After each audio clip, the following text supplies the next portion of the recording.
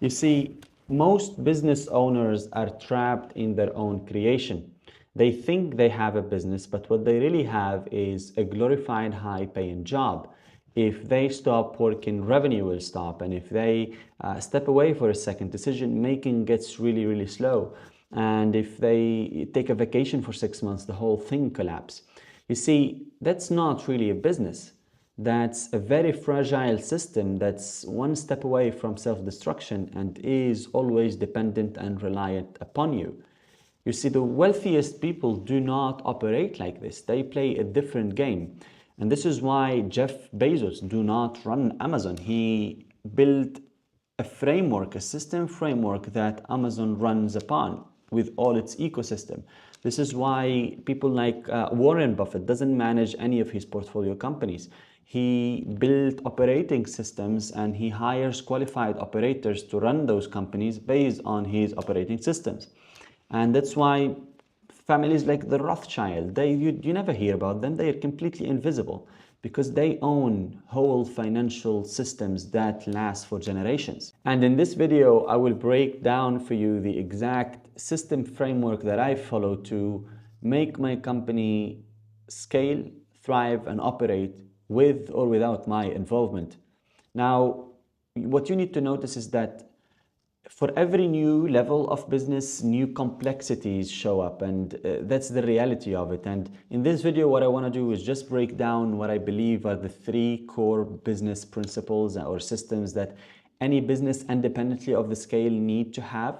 And maybe in future videos, if you wish, we can talk about sophisticated and very advanced business systems as well. And this is really not about just delegation. This is about building and designing a system or a company that so well to the point that you as an owner or operator become completely irrelevant, or what I love to call operationally useless. Most entrepreneurs structured their business in a wrong way from the get-go.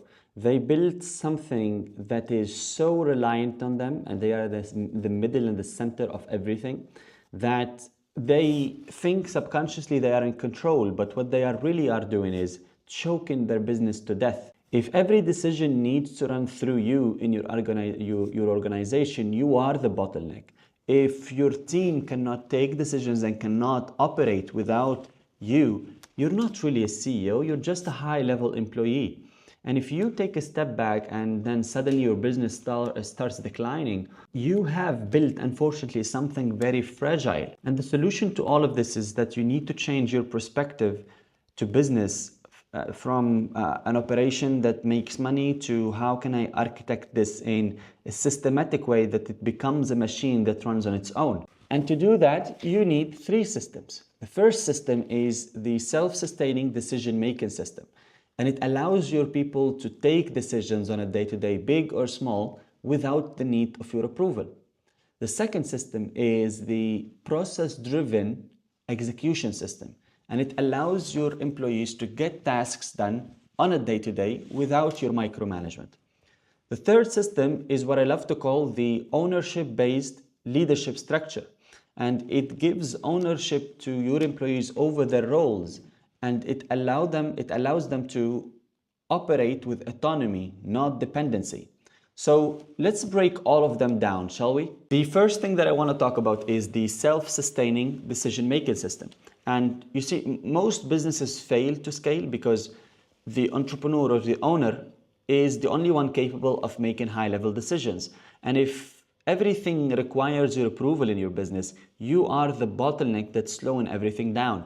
You see, William Thorndike says in his book, The Outsider, which is an amazing book, by the way, I recommend everyone reads it. He says that the best CEOs are not decision makers, they are decision architects. And you can identify the difference between a good and a bad business based on how decisions are made within the organization. So let me give you an example. If everything runs through you, that's a bad business. If everything needs to get your approval for the work chain to continue to operate flawlessly, you are the bottleneck.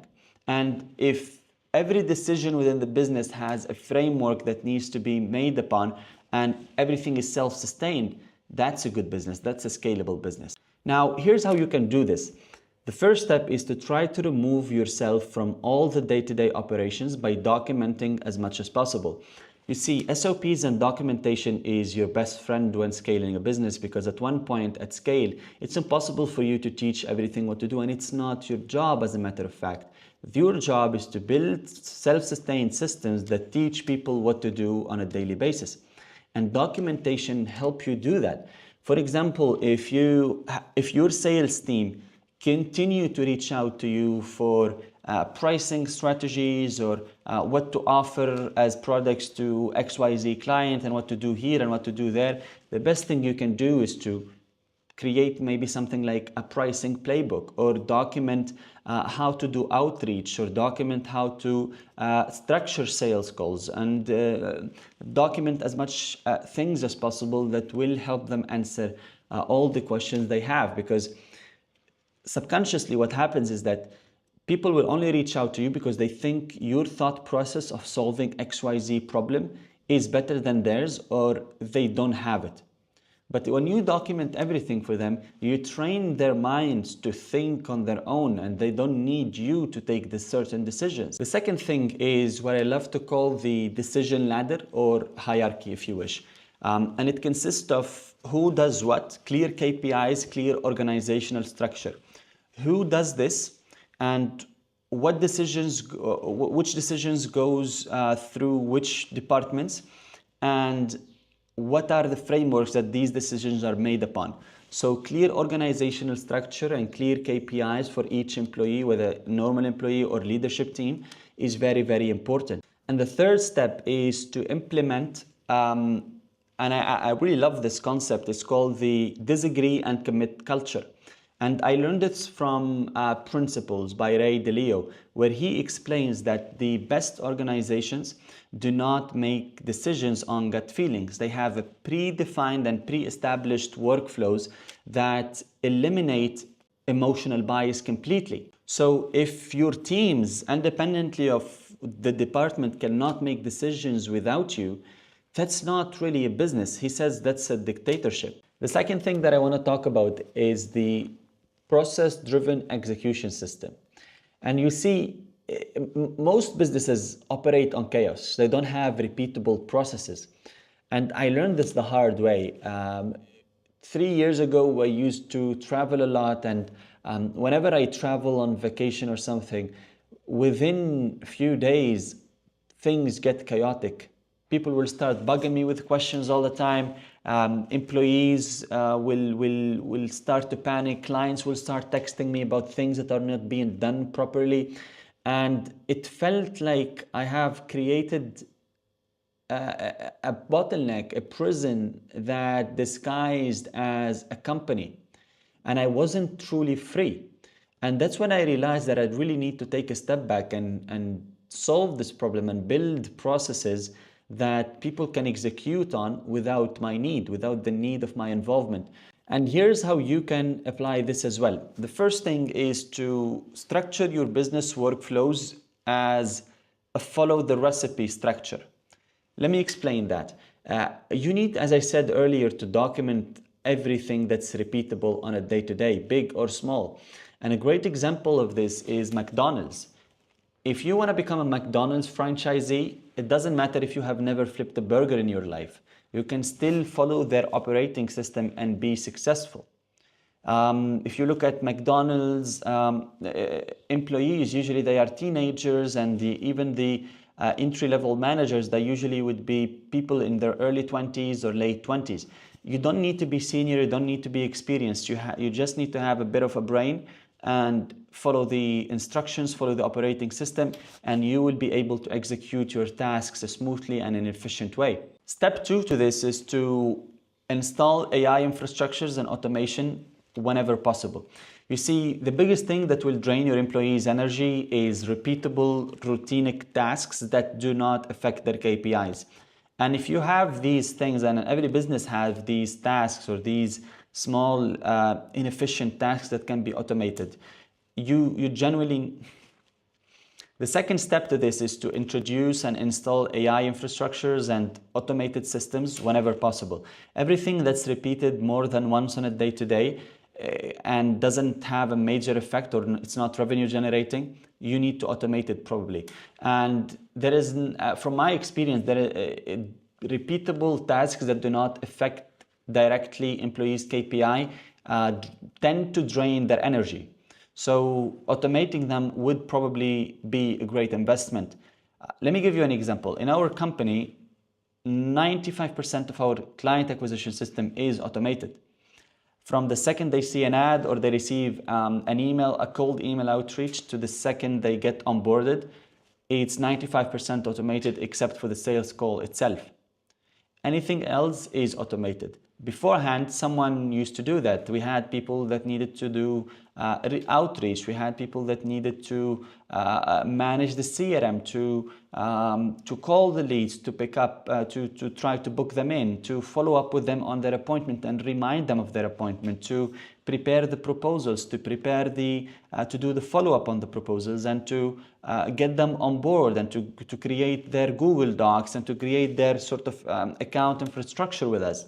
But now it's completely automated through AI infrastructures and automations. The third step of this is to shift your mindset from effort-based to outcome-based tracking. It doesn't really matter how busy your employees are. There is a great book, I have it here somewhere, but it's called It Doesn't Have to Be Crazy at Work. And it's an amazing book on the difference about busy and efficient in the workspace. I would highly recommend it. I might do a video about it later on because I learned a lot from it. But so far, what you need to know is that tracking employees' busyness is completely a wrong metric to track. What you need to track is how efficient they are on the day-to-day. It doesn't matter how busy they are. And the way we do this in our company is through implementing end-of-day reports. End-of-day reports are a form. The form is a form that people need to, every full-time employee need to fill at the last 30 minutes of their day. And they just report back to management on what they did, what they achieved during that day, what they think was the biggest bottleneck in their day, what held them back from achieving their full potential during the day or working on all of their tasks efficiently. And on a personal level, if there is anything they think is holding them back from being productive, and we can help them with. Now, a lot of people might consider this micromanaged, but it's really not. It's an honor system that completely or completely disqualify the need to micromanage people during the day. You just report to us at the end of the day, and it helps us anticipate challenges. I will give you an example. If a certain client is nagging or repeatedly concerned about delays in delivery of, let's say, a video, and then if I didn't have the end of day report, we will probably need to go and check with the content manager and see what's up with his team. But with the end of day report, we can easily identify that this editor who's appointed on that client has a problem with his computer or his internet connection or this or that. It doesn't matter. And that's how we can anticipate these problems and go on and fix them before they cause any major issues that affect client experience. You see, if your business relies on you to move forward, unfortunately, you still did not build a system that people can execute on and hold themselves accountable without your need or without you monitoring them. And these 3 steps will allow you to achieve that. And the third system, and what I think is probably the most important one of them at scale, is the ownership-based leadership structure. You see, most entrepreneurs hire based on tasks, hires normal employees. They don't hire decision makers. They don't hire leaders. And that's why you end up stuck micromanaging. And I, again, needed to learn this and the difference between both of them the hard way. I found myself micromanaging people a lot. I found myself needing to repeat myself a lot. And when I started to make few shifts in my mindset when hiring, things changed. I started to have more of an autonomous team. They don't require my need. They solve problems on their own, not necessarily even completely outside of the framework or completely outside of the SOP, but they get the job done. Liz Wiseman, in her book Multipliers, says that If you want true freedom, don't hire employees or workers, hire decision makers. And here's the difference between both. A worker or an employee will always wait for instructions, but a decision maker or a leader will always own the outcome. They will think for themselves, and they will go the extra mile to solve the problem without coming to you. And here's how you can apply this. In your hiring process, that's where it starts. You need to make a shift in your mindset from task-based hiring to outcome-based hiring. Let me give you an example. Instead of going on and looking for a marketing assistant, focus on hiring a revenue growth specialist that specializes in marketing. Now, when you shift the mindset of when hiring to trying to attract people that own their outcomes, people that even the way they conduct themselves and pitch themselves is that they relate their work to the outcome, you start to get way better quality people. Now, the second thing that's very important is, and it's more on you as an owner, is to implement or build a high accountability culture within your organization. You need to give people room and ownership of their roles. You need to give them and allow them a margin to make mistakes as well. Because if someone constantly repeats and constantly needs your approval to do something, then you have failed as an owner in helping them have ownership over their role. Leaders not necessarily are born, you can create them as well. If you have now a team member that's an employee, let's say, or with an employee mindset, you can gradually train them to become a leader as well. And I faced this, and I had this in my own company with one of our business coordinators. He's been with us for 3 years, and over time he grew up, and he was able to think on his own from being so dependent and asking questions about everything that he does, big or small, to eventually become an independent, think on his own and solve problems and master his work to where he reached the level where he masters his workflow. Third thing, and I think this is what I struggled with the most, and I can say that you will also struggle with this if you are an owner, is to make yourself as operationally useless as possible. And you see, this sense of letting things go and removing yourself from control or power is a frightening fact and is a frightening thought in itself, but it is important for the growth of your company.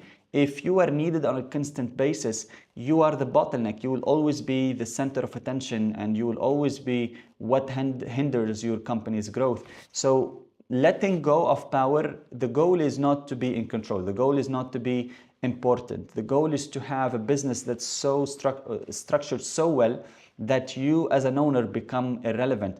You see, there is a Bible verse in Matthew chapter 23, verse 11 that says, "He who is the greatest amongst you will become your servant." And it is very important. You don't need, even if you are the greatest, you don't need to become the most important. The goal is to detach yourself and build a machine that runs on its own. And step 3 of this system is to become operationally useless. Now, this is by far was the biggest thing for me. It was a frightening fact. It was a frightening thought to imagine letting go of my control within my organization. But I realized that really, truly, the goal is not to be important. The goal is to design a system that functions on its own without my intervention, without my need. If you are constantly needed within your organization, you will always be the bottleneck. You will always be the part that hinders the company's growth. You see, there is a Bible verse that I love. It's mentioned in Matthew chapter 23, verse 11. It says, "He who is the greatest amongst you must become your servant." The goal is not to be important. The goal is to design something that runs on its own. If you are the owner, you don't need to be important. Let go of that ego.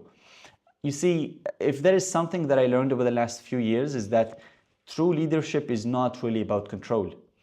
You just need, I think it's more about building and designing a system that holds people accountable, but at the same time gives them the freedom to own their decisions. Now, as usual, you have 2 options after you watch any video of mine. You will have option 1, you can go on, do your thing, continue running your business like a high-paying job, And if it works for you, it works for you. You will still be the bottleneck. You'll never be able to scale big. But if it works for you, it makes you happy, it makes you happy. But if you choose option two, build this a self-sustained system or machine where your business runs and builds you wealth without your involvement, then you will be able to achieve few things. The first thing is that you will be able to remove yourself completely from decision making. The second thing is that you will be able to install repeatable and sustained workflow processes that people can execute upon without your micromanagement. And the third thing is that you will be able to build a leadership team that owns their decisions and be able to help you achieve true freedom within your own creation. You see, the Quran says, Allah indeed does not change the condition of a people until they change what is within themselves. The change will never happen if you don't make the change internally, if you don't make the change up here. The problem is not your business. The problem is that how your business is structured is not allowing you to have true freedom. And once you do this shift based on the three systems we discussed today, your business stops being a burden, your business stops being a huge liability disguised as a company and becomes a true wealth generating asset. And if you actually understand this, you will be able to build what I love to call a freedom machine.